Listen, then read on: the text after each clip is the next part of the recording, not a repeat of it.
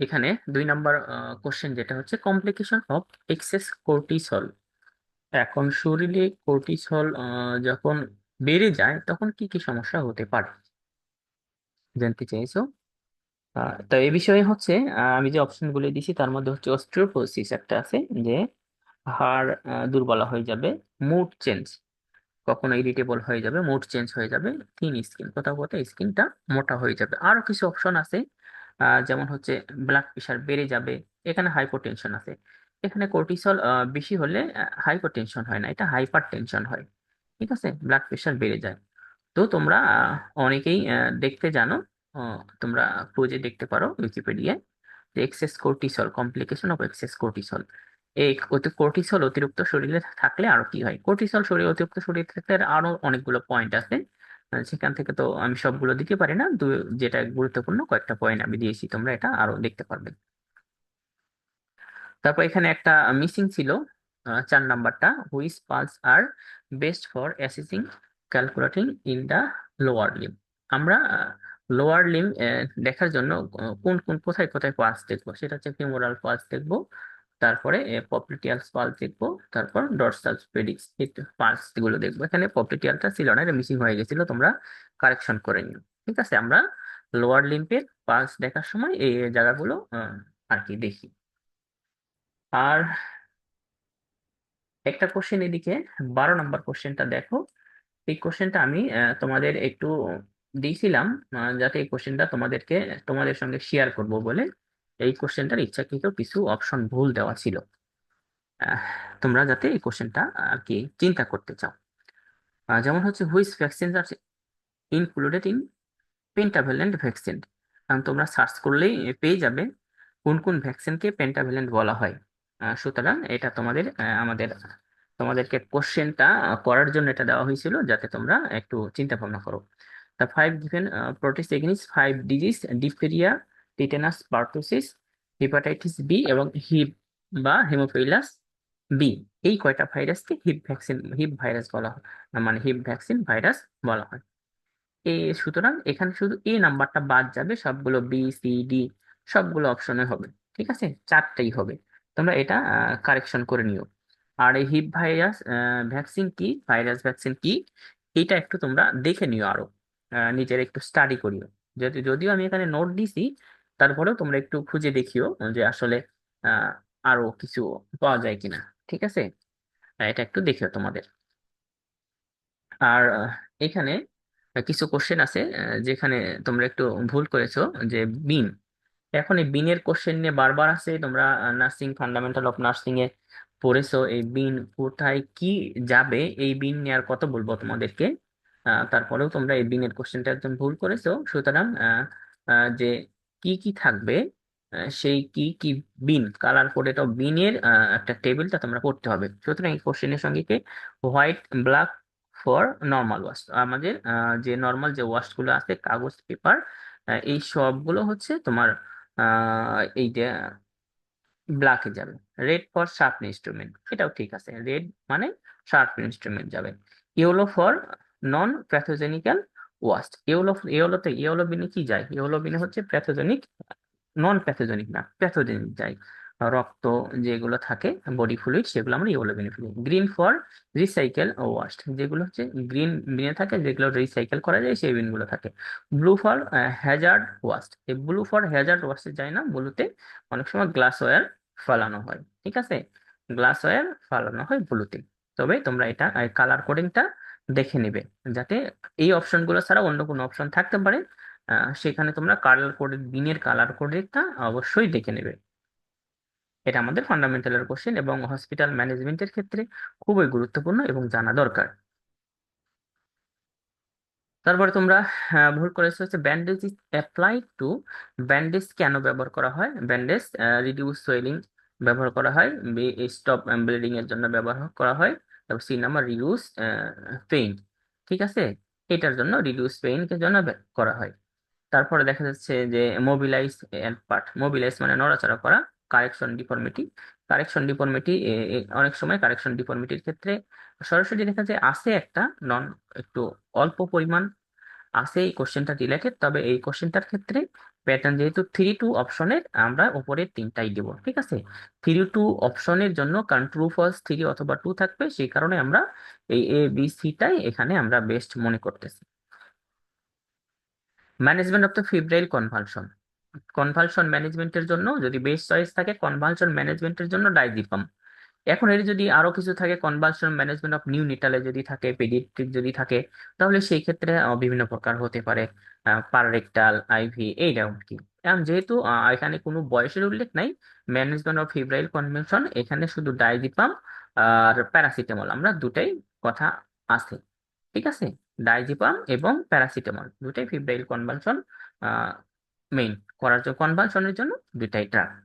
And যেহেতু febrile কনভালশনের কথা বলা হয়েছে ফিভারের জন্য, আর কনভালশন যদি থাকতো শুধু কনভালশনের জন্য, ডাইজেফম হতো এখানে, তোমরা দেখে নিতে।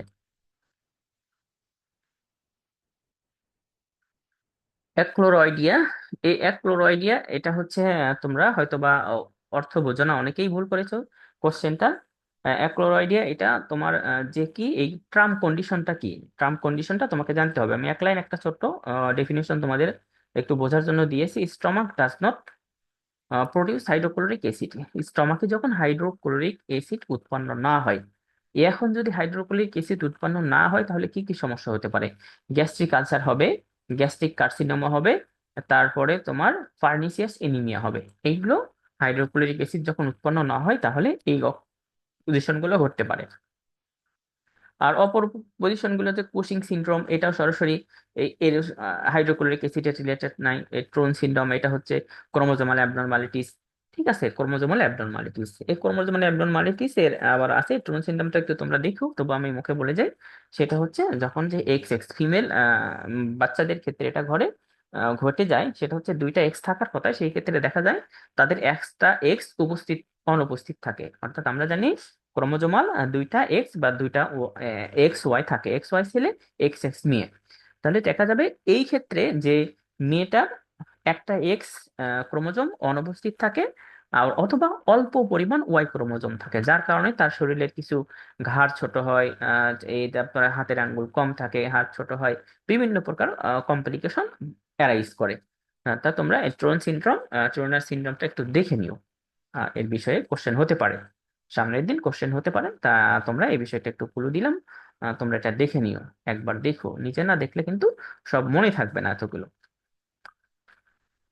তারপর 32 নাম্বার দেখি, A65 years old patient present with a pulse rate of 42 beat per minute। যেহেতু পালস রেট 42 কথা বলা হয়েছে, মানে bradycardia, which of this following symptom would indicated that there bradycardia is dangerous and required immediate medication attention. কি কি দরকার? এই number হচ্ছে ডিজিনাস ফেন্টিং, এর কারণে কি হবে? ডিজিনেস হবে। যখন তার ব্রেডিকার্ডিয়া হয় পেশেন্ট অবশ্যই ডিজিনেস থাকে, ফেইট হয়। Shortness of breadth, shortness of breadth হবে, কনফিউশন থাকবে, তারপরে চেস্ট পেইন থাকবে, ঠিক আছে, সবগুলো কারণে থাকবে। ইনক্রিজ অ্যাপিটাইট, এই কোশ্চেনটার সঙ্গে ইনক্রিজ অ্যাপিটাইটের কোনো রিলেশন নাই, সুতরাং A B C D সবগুলোই রাইট অ্যান্সার, ঠিক আছে। তারপর আমরা আর একটু দেখি 45 নাম্বার কোশ্চেন। সেখানে হচ্ছে which structure are involve in the reflex arch, reflex আর্চের জন্য। আর অর্থাৎ আমাদের যে রিফ্লেক্স আছে, নর্মাল রিফ্লেক্সে কি আছে, তো হয়তো তোমরা অর্থ না বোঝার কারণে অনেকে এটা ভুল করেছে। সেন্সরি নিউরন আর একটা হচ্ছে মোটর নিউরন। আমাদের শরীরে তো দুই প্রকার নিউরনই আছে, সেন্সরি আর মোটর। একটা সেন্স এটা, আর একটা মোটর, আমরা যেটা মোটর কন্ট্রোল নিয়ন্ত্রণ করে, টু টাইপ। সুতরাং এই আসছি এখানে রাইট অ্যান্সার, কোশ্চেনের অর্থ বোঝা জরুরি। এরপর আছে হচ্ছে sign of true labour pain. এই sign of true labour pain যদি এখন তোমরা ভুল করো তাহলে তো মারাত্মক বিষয়, ঠিক আছে।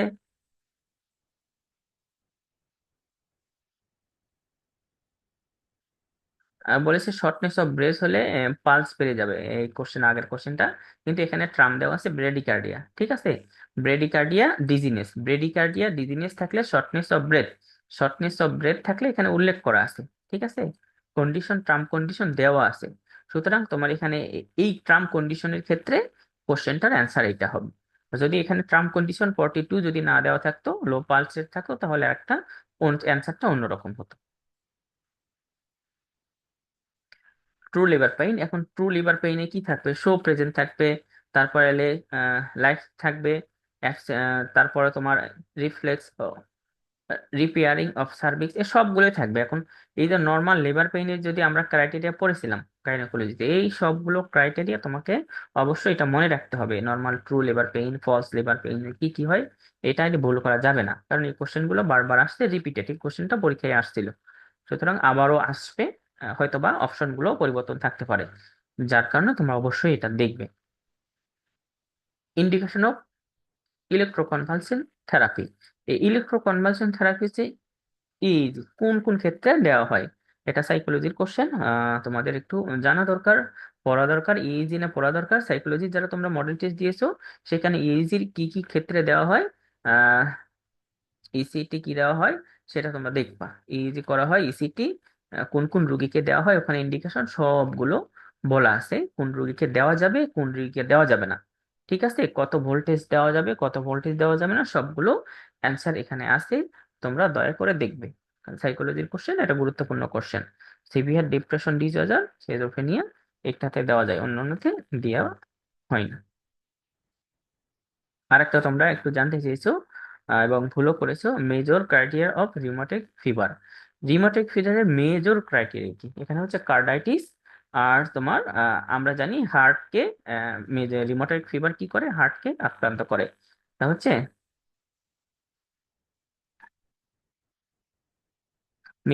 একটা হচ্ছে হার্টকে আক্রান্ত করে, কিছু অর্গানকে আক্রান্ত করে, জয়েন্টকে আক্রান্ত করে, এই বিষয়গুলো হচ্ছে তোমার যে রিউমাটিক ফিভারের, ঠিক আছে।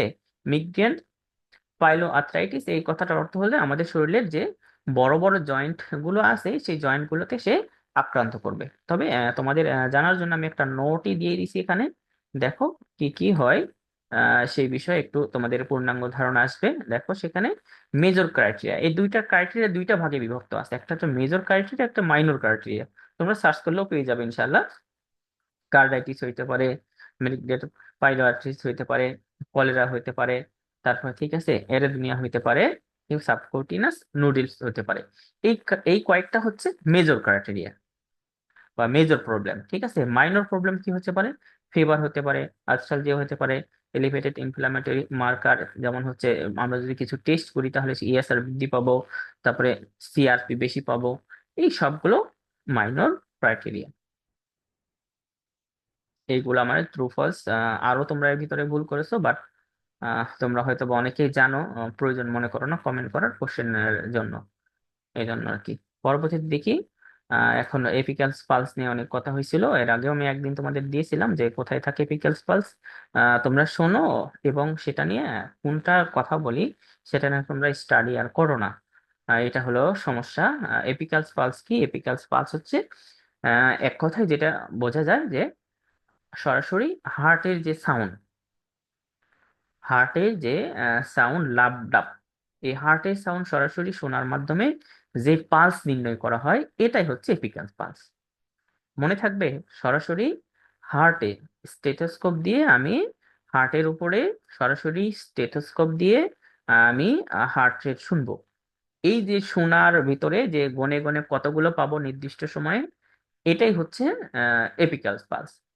এর চাইতে অ্যাকুরেট পালস দেখা বা শোনার কোনো আর উপায় নেই, ঠিক আছে। আমরা হাতে দেখলে হয়তো বা বিট মিস হতে পারে, কম বেশি হতে পারে, কিন্তু সরাসরি যদি শোনা যায় তাহলে সেটা হচ্ছে এক এইটার স্টেথোস্কোপ দিয়ে কতগুলো বিট দিল কতগুলো শব্দ হলো সেটা কাউন্ট করা, এটা।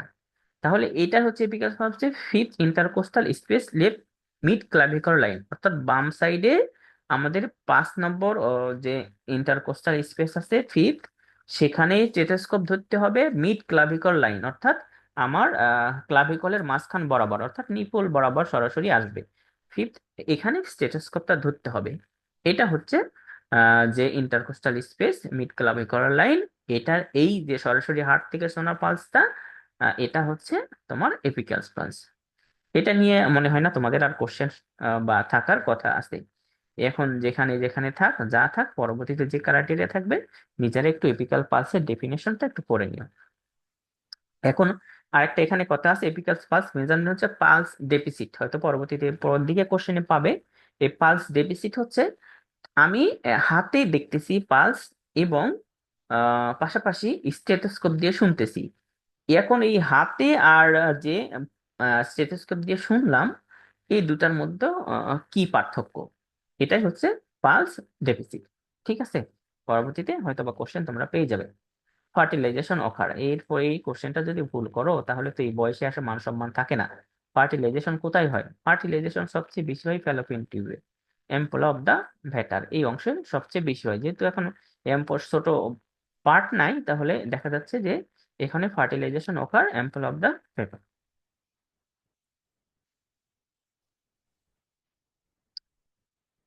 22-43 জানতে চেয়েছে একজন, দেখি 43 নম্বর কোশ্চেন কি আছে। 22 নম্বর,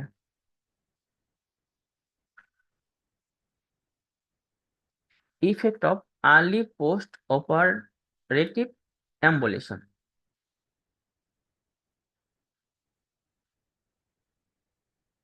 এই কথাটার অর্থ কি তোমরা বুঝেছো? যে কোশ্চেন করলে সে কি আসলে বুঝতে পারছো?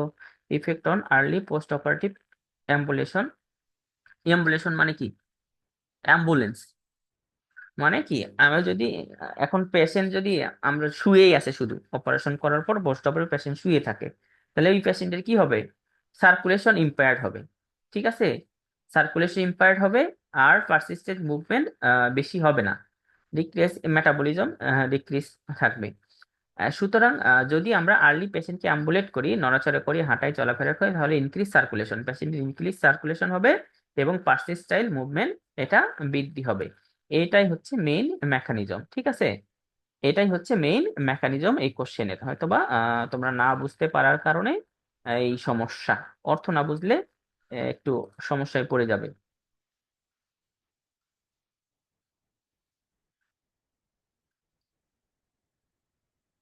22 নম্বর, এবার দেখি। 22 নম্বর তো বললাম।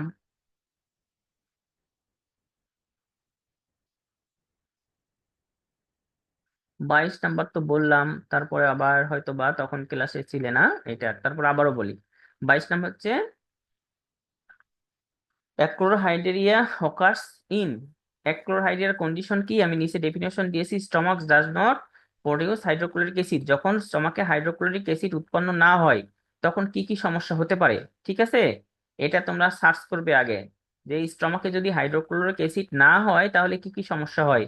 আমি এখানে 3টা সমস্যা দিচ্ছি, তবে আরো কিছু সমস্যা আছে, সেগুলো অ্যারাইজ করে। ঠিক আছে, গ্যাস্ট্রিক আলসার হবে, গ্যাস্ট্রিক কার্সিনোমা হবে, পাশাপাশি পার্নিসিয়াস এনিমিয়া হবে, আরো কিছু সমস্যা অ্যারাইজ হবে। এটা একটু তোমরা দেখবে যে হাইড্রোক্লোরিক অ্যাসিড উৎপন্ন না হওয়ার টার্মটার নাম হচ্ছে এইটা। এই টার্মটা কি, ডেফিনেশনটা পড়বে, পাশাপাশি কমপ্লিকেশনটা সেটাও পড়বে, বিষয়টা ক্লিয়ার হয়ে যাবে ইনশাল্লাহ।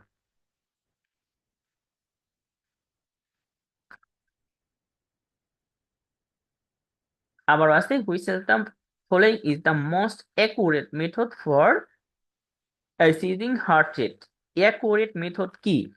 এই যে listening to the apical pulse with a stethoscope for 1 full minute.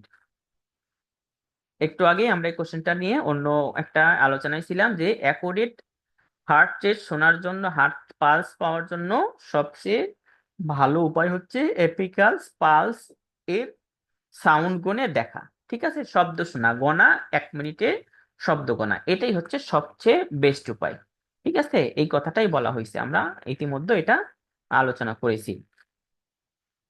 তারপর এটা নিয়ে তোমরা কথা বলতেছিলে যে 24 নম্বর হবে না, না 22 নম্বর হবে না। আমারও তো 24 নম্বর হওয়ার কথা, কিন্তু এখানে আমি তোমাদেরকে তথ্য দিয়েছি। আহ, সেটা হচ্ছে যে চিলড্রেন, চিলড্রেনের ক্ষেত্রে কত সাইজ ক্যানুলা লাগে, এই ক্ষেত্রে তোমরা এখন দেখো যে আসলে কি কি হতে পারে। এখন তারপরে তোমরা নির্ধারণ করবে যে আমি 22 নম্বর দেব না 23 নম্বর দেব। নিউনেট অ্যাট বার্থ, 28 দিন, 28 দিনের বাচ্চাকে অবশ্যই 24 নম্বর বা 26 নম্বর ক্যানুলা দিতে হবে, যেহেতু আমাদের 26-এর প্র্যাকটিস নাই। সেটা হচ্ছে আমরা 24ই দিয়ে থাকি। 26 নম্বর ক্যানুলা কি তোমরা কি জানো? 26 নম্বর ক্যানুলার কালার কি? জানা থাকলে আনমিউট করে বলে দাও। 26 নম্বর ক্যানুলা কেউ কখনো দেখেছো বা ব্যবহার করেছো, বা কালার কি জানো? Grey colour. গ্রে কালার হচ্ছে তোমার 16 নম্বর ক্যানুলা। আইভি ক্যানুলা 16, এটা গ্রে কালার। ঠিক পিঙ্ক আছে, কালার। এটা হচ্ছে পার্পেল কালার 26, মাঝে মধ্যে কিছু বাটারফ্লাই পাবে তোমরা এই সাইজের। ঠিক আছে, পার্পেল কালার, এটা হচ্ছে 26 নাম্বার। এটা হচ্ছে সবচেয়ে প্র্যাকটিসের সবচেয়ে ছোট্ট ক্যানুলা, এটা দেওয়া হয় কিন্তু আমাদের দেশে খুব অল্প পরিমাণ, এই আর কি। তবে কালার কোডিং এর ক্ষেত্রে আমাদের সবচেয়ে 14 নাম্বার, হয়তোবা তোমরা দেখোইনি, 14 নাম্বার একে ডিপ অরেঞ্জ, না মানে ডিপ রেড, 14 নাম্বার ক্যানুলা। ঠিক আছে, 14 নাম্বার ক্যানুলা। তারপরে গ্রে হচ্ছে 16, এটা আমরা প্র্যাকটিস করেছি, আমি নিজেই করেছিলাম, হয়তোবা তোমরা দেখেছো কিন্তু কখনো প্র্যাকটিস করার সুযোগ পাওনি। গ্রিন হচ্ছে 18, আর পিঙ্ক 20, ব্লু 22, ইয়েলো 24, পার্পেল 26। এই কালারগুলো মনে রাখবো, বাংলাদেশের প্র্যাকটিসে এগুলোই। ইন্টারনেটে সার্চ করতে গেলে বিভিন্ন প্রকার কালার চলে আসবে, এই অ্যাকুরেট কালারগুলো তোমরা পাবে না। তো এখন চিন্তা করো, ইনফেন্ট, আমরা 0 থেকে 1 বছর বাচ্চাকে ইনফেন্ট বলি, তো ইনফেন্টকেও আমরা 24 কেনুলা দেই। টডলার 1 থেকে 3 বছর, এই বাচ্চাকেও আমরা 24 কেনুলা দেই। তারপরে প্রি স্কুলার, প্রি স্কুলার এজকে আমরা 3 থেকে 5 বছর, প্রি স্কুল, এই বয়সে আমরা 24 কেনুলা দিই। এখানে স্কুল এজ বা চিলড্রেন, এখানে বলা হয়েছে 12 বছর, 6 থেকে 12 বছর। এখন বাচ্চা যদি 6 বছর হয় তাহলে একরকম হবে, বাচ্চাটার যদি 12 বছর হয় তাহলে 6 থেকে 12 বছরে আমরা এখন তোমরা চিন্তা করে যে যদি আমরা 5 বছর পর্যন্ত যে আমরা 24 কেনুলা দেব, তাহলে 12 বছর পর্যন্ত কোন কেনুলা হবে, 22 হবে না 24 হবে। ঠিক আছে, এটা হচ্ছে যুক্তি, মানে সেই হিসেবে এখানে 22 নাম্বার হবে। হয়তোবা কোনো কোনো বই তোমরা কি দেখছো না দেখছো সেটা আমি সঠিক জানি না, তবে আমার চিন্তা মতে এটাই হবে রাইট অ্যান্সার। ঠিক আছে, তবে এক্সেপশনাল তো এক্সেপশনালি, অনেক সময় দেখা যায় 60 বছরের মানুষকেও অনেক সময় 24 নাম্বার ক্যানুলা দিয়ে ইনজেকশন দিতে হয়, সেই ক্ষেত্রে তার কোনো ক্যানুলাই হয় না, কিন্তু হিসাব মতে তো যে তোমার তার 18 বা 20 ক্যানুলা হওয়ার কথা, তা তো হয় না, এক্সেপশনাল। আর আর সূত্র যেটা বলে, রুলস যেটা বলে সেটা হচ্ছে এইটা। পাশাপাশি আমরা পরের কোশ্চেনটা দেখি, পরে আর কিছু কোশ্চেন আছে কিনা। আর একটা কোশ্চেন ছিল, presence of the pathogenic bacteria in the blood is known as. এই গত পরশু ক্লাসেও এটা নিয়ে আলোচনা করেছিলাম আমি তোমাদের সঙ্গে, যে তোমরা এটা ব্যাকটেরিয়া, এটা নিয়ে তোমরা তথ্য প্রচার করেছো দিয়েছো, কিন্তু এটা আমি বলে ব্যাখ্যা করেছিলাম তোমাদের সঙ্গে, যে সেপ্টিসিমিয়া কখন হয়, যখন ব্লাডে ব্যাকটেরিয়া থাকবে এবং ওই ব্যাকটেরিয়া তোমার মাল্টিপ্লিকেশন বৃদ্ধি পাবে এবং সাথে সাথে টক্সিন রিলিজ করবে, তখন সেই কন্ডিশনটাকে হবে সেপ্টিসেমিয়া। আর টক্সিমিয়া এক ব্যাকটেরিমিয়া, এই ব্যাকটেরিয়া ব্লাডে উপস্থিত থাকতে পারে। ঠিক আছে, ব্যাকটেরিয়া ব্লাডে উপস্থিত থাকলে সেটা ব্যাকটেরিয়া হবে। কিন্তু এখানে বলা হয়েছে presence of pathogenic bacteria. Pathogenic bacteria মানে কি, যে ব্যাকটেরিয়াটা বংশবিস্তার করতেছে এবং ব্লাড নোন অ্যাজ এই যে সেপ্টিসেমিয়া, প্যাথোজেন করতেছে। প্যাথোজেন করতে হলে অবশ্যই তাকে টক্সিন রিলিজ করবে, এই কন্ডিশনটার নাম হচ্ছে সেপ্টিসেমিয়া। আর শুধুমাত্র ব্যাকটেরিয়া উপস্থিত হচ্ছে ব্যাকটেরিয়ামিয়া। যদি এখানে শুধু প্যাথোজেন না থেকে যদি ব্যাকটেরিয়া উপস্থিত থাকতো তাহলে তুমি ব্যাকটেরিয়ামিয়া দিতে, অথবা মাইক্রো অর্গানিজম যদি উপস্থিত থাকতো তাহলে তোমরা সেটা ব্যাকটেরিয়ামিয়া দিতে পারতে। ঠিক আছে, এইটা আশা করি তোমাদের কনফিউশনটা দূর হয়ে যাবে। 92, normal life of the fetus, এটা আর কি বলবো, তোমরাই ভালো জানো, তারপরে ভুল করেছো, এটা আর আমি বললাম না। Nature of acute illness, acute illness আর ক্রনিক ইলনেস, এটা অ্যাকুট ইলনেস ক্রনিক ইলনেস, এটা তো আমাদের গুরুত্বপূর্ণ কোশ্চেন, প্রথম অধ্যায় আছে, কোন সাবজেক্টের প্রথম অধ্যায় আছে তোমরা সেটা ভালোই জানো। ঠিক আছে, যে র্যাপিড অনসেট, অ্যাকুট ইলনেস মানে কি, র্যাপিড দ্রুত, 1 দিন 2 দিনের মধ্যে তার সব প্রকার সাইন সিম্পটম প্রকাশ হবে। ঠিক আছে, এটা হচ্ছে র্যাপিড, এটা র্যাপিড ইলনেস, সুতরাং এই নাম্বারটা রাইট। 97 98 কিছু অ্যানালিটিক্যাল কোশ্চেন যেগুলো দিই সেগুলো তোমরা বেশিরভাগই ভুল করে যাও। A pregnant client state that show word place when she walk.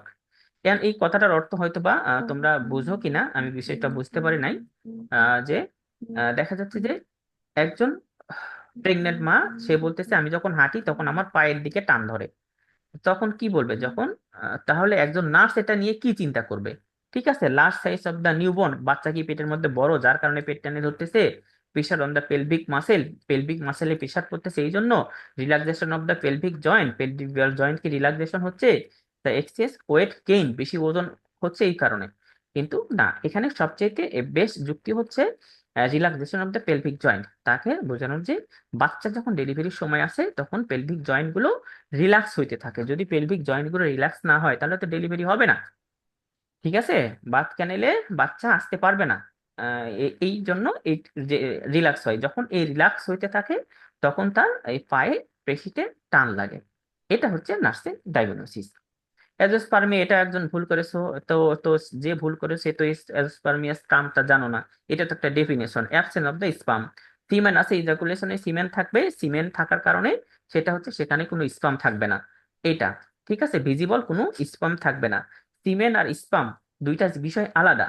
সিমেন হচ্ছে যে যে তরলটা নির্গত হয়, ঠিক আছে, মেল হরমোন থেকে, হরমোনের কারণে যে তরলটা নির্গত হয় এবং এই তরলের মাঝখানে স্পাম থাকে, ওই তরলটাকে বলা হয়, ওই ফ্লুইডটাকে বলা হয় সিমেন, যেটা পিচ্ছিল পদার্থ। এবং এই তরলের ভিতরে যে সিমেন থাকে বা শুক্রাণু থাকে সেটাকে সিমেন বলা হয়।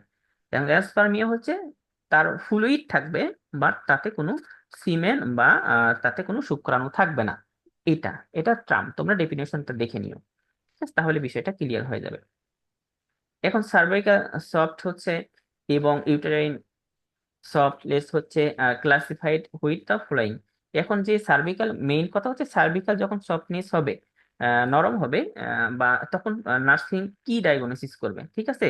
প্রবেবল সাইন, যে বাচ্চা হইতে পারে বা হবে, প্রবেবল সাইন এগুলো, ঠিক আছে? পজিটিভ সাইড, ডায়াগনস্টিক সাইন এগুলো কিছুই না, এটা হচ্ছে প্রবেবল সাইন এই কোশ্চেনটার প্যাটার্নে। সুতরাং এই বিষয়গুলো তোমরা একটু দেখবে। তারপর একটা তানজিন আমাকে জিজ্ঞেস করলো পেইন কত নাম্বার কোশ্চেনে গেল, ঠিক আছে? Algophobia, fear of the pain is term, এটা definition. Fear of the is pain, ট্রামের নাম হচ্ছে অ্যালোফোবিয়া। 74 নাম্বার, কিন্তু সে আবার স্ক্রিনশট দিয়ে দেখাইলে আমি বুঝতে পারলাম না কি কাহিনী। তোমরা একটু দেখিও। আর কারো কোনো কোশ্চেন আছে কিনা, থাকলে তোমরা জানাও। ইতিমধ্যে আমরা প্রায় যেগুলো নিয়ে কনফিউশন ছিল তোমরা যারা কমেন্ট করেছো সেটা আমি অলরেডি যুক্তি খণ্ডন করা হয়ে গেছে। এখন দেখা যাক কি হয়। 30 নম্বর বলছে 30 years old pregnant woman develop tuberculosis, which of this following anti tubercular drug should not be used? এখানে বলা হয়েছে যে একজন প্রেগনেন্ট মা, তার টিউবারকুলোসিস দেখা দিয়ে ধরা পড়েছে, ঠিক আছে, সোজা কথা তার টিউবারকুলোসিস হয়েছে। এখন টিউবারকুলোসিস হয়েছে, এখন মাকে কোন মেডিসিনটা আমরা দিতে পারবো না? আমরা তো জানি টিউবারকুলোসিসের সবগুলো ওষুধে আমরা দেখি রিফাম্পিসিন, আইসোনিজ, স্ট্রেপ্টোমাইসিন সবগুলো দিয়ে থাকি, ঠিক আছে, কিন্তু সেই ক্ষেত্রে আমরা দিতে পারবো না স্ট্রেপ্টোমাইসিন। স্ট্রেপ্টোমাইসিন কি করে? এটা হচ্ছে আমরা দিতে পারবো না। এটা হচ্ছে তোমার স্ট্রেপ্টোমাইসিন হচ্ছে যে তোমার এটা যে টক্সিসিটি তৈরি করে। কি টক্সিসিটি তৈরি করে? যে তোমার হচ্ছে তোমার হিয়ারিং লস, পাশাপাশি এটা নিউরাল ডিফেক্ট, নেফ্রো টক্সিসিটি, এগুলো তৈরি করে থাকে। সুতরাং আমরা এটা টেরাটোজেনিক ড্রাগ, মেডিসিন, অ্যান্টিবায়োটিক, এটা টেরাটোজেনিক, এটা মাকে দেওয়া যায় না। তাহলে যে তোমার কনজেনিটাল অ্যাবনরমালিটিস হতে পারে। বাট অন্য অন্য যে মেডিসিন গুলো আছে সেগুলো হচ্ছে রিফাম্পিসিন, আইসোনাইট, ইথাম্বোটুল, এগুলো তো এগুলোতে তেমন সাইড ইফেক্ট পড়ে না। স্ট্রেপ্টোমাইসিন দেওয়া যায় না, কেন? স্ট্রেপ্টোমাইসিনে বেশি সাইড ইফেক্ট। যেহেতু প্রেগনেন্সিতে সব ড্রাগেরই কোনো না কোনো সাইড ইফেক্ট আছে, ঠিক একই রকম এই যে স্ট্রেপ্টোমাইসিনের বেশি সাইড ইফেক্ট, এই জন্য দেওয়া যায় না।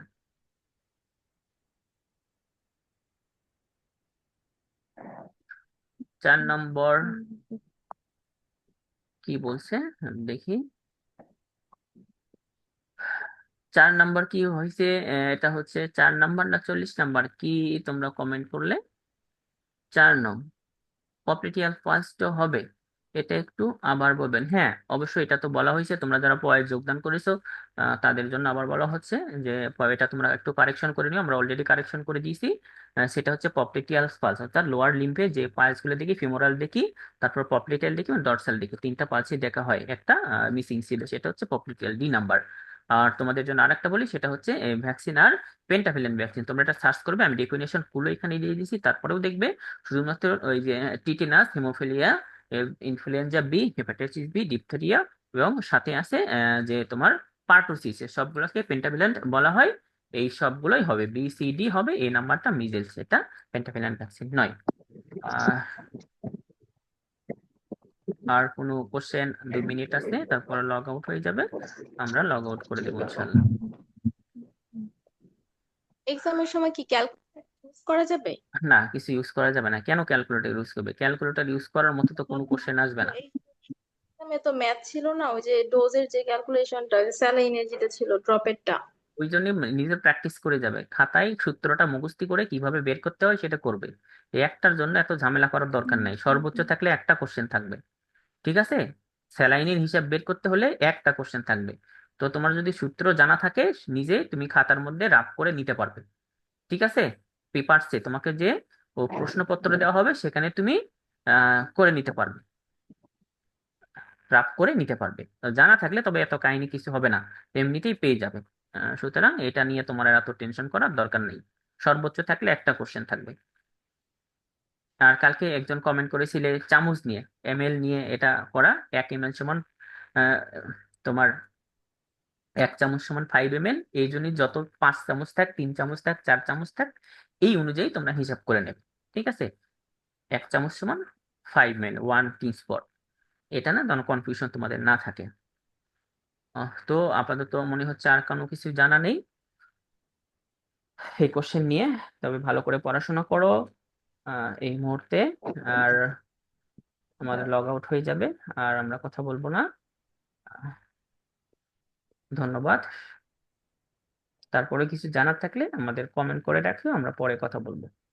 আল্লাহ হাফেজ।